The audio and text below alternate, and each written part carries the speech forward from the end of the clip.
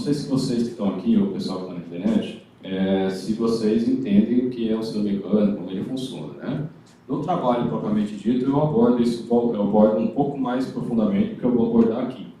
Até porque a gente já teve uma palestra aqui, ministrada pelo engenheiro Marcos Jesus, que ele abordou justamente como funciona e tudo mais, né, para a gente não ficar repetitivo, né?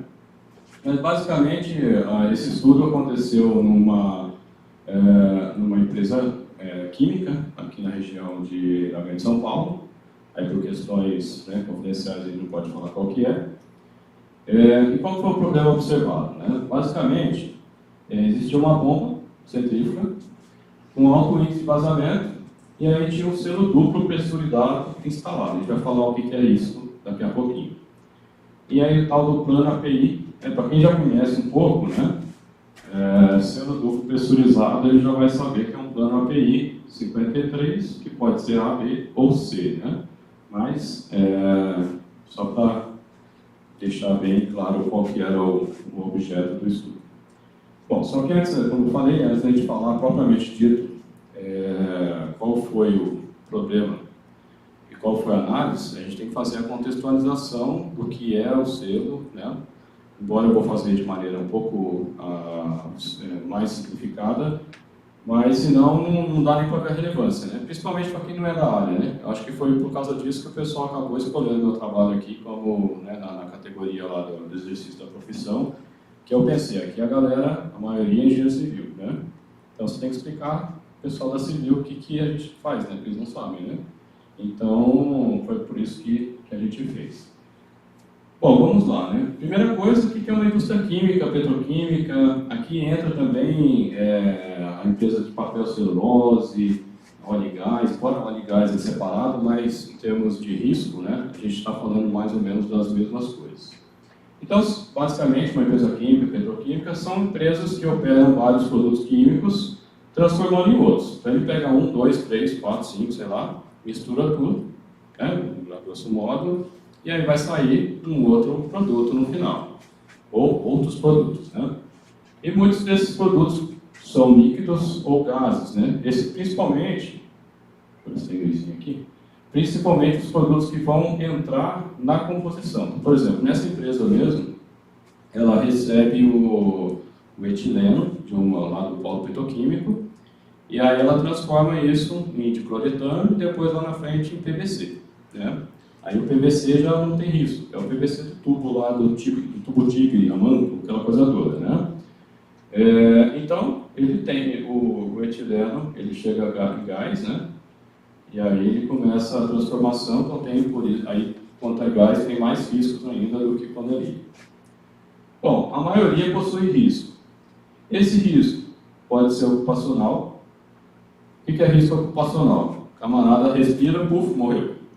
Isso é ocupacional. Ou ele viveria 70 anos, aí ele morre com 40. Tanto ficar respirando os produtos, fica doente e puf. Já o meio ambiente é o caso de contaminação, né? Sol freático, das águas, do solo e tudo isso, né? Então a maioria das empresas químicas, lá em Cubatão, por exemplo, tem as fabricantes de fertilizantes, né? E eles têm os riscos deles lá também. E o risco de segurança, vaza, pega fogo, né? Não é à toa que, não sei se vocês separaram nos últimos meses, principalmente do último ano para cá, né? 2018 para cá, que aumentou bastante o índice de incêndio em indústrias no Brasil.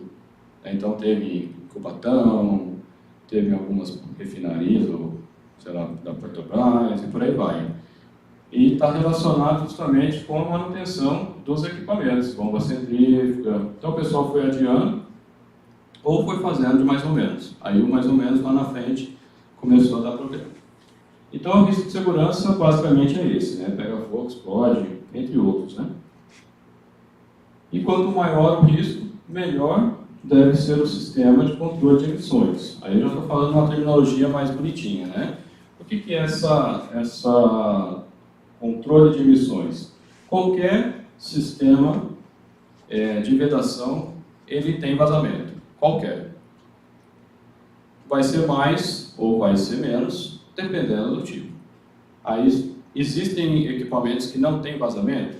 Sim, existe, que são as bombas de acoplamento magnético e as bombas, não só as bombas, né, os equipamentos de acoplamento magnético e também os herméticos, né? Só que aí é outro tipo de equipamento, né? Mas eles têm uma operação mais restrita, que é o que eu acabei de falar, né? Esqueci de... A emissão zero, né? Esses equipamentos aqui. A gente não vai abordar muitos deles em detalhe aqui. E aí a gente tem a redução dessa emissão. Então, como eu já falei, a gente vai ter, aí eu coloquei do menos vazamento para o maior, né? Então, selo mecânico, duplo pressurizado, a gente vai falar um pouquinho o que é isso, não pressurizado, e o selo mecânico simples. Depois disso, né, os selos mecânicos, a gente tem, né, com maior emissão, as gachetas de compressão. E aí eu tenho um caso que é com injeção e sem injeção. Um comparativo, né, que a gente tem, sem injeção, a gacheta sem injeção, ela vaza 100 vezes mais do que um selo mecânico simples. Então, às vezes, 1000 vezes menos do que um selo mecânico duplo pressurizado. Aí, se você, né, o pessoal que já me conhece, tem um vídeo que eu fiz, né, no YouTube, que é a primeira mentira falada sobre o selo mecânico. Por que eu falo que é a primeira mentira? Porque é muito comum nas empresas, quando o selo mecânico está ruim, o pessoal fala, tem que trocar porque o selo mecânico está vazando. Só que, na verdade, ele está vazando o tempo todo. Então, a todo momento, o selo mecânico está vazando. A única diferença é que, como o vazamento é pequeno e ele gera calor, esse vazamento evapora.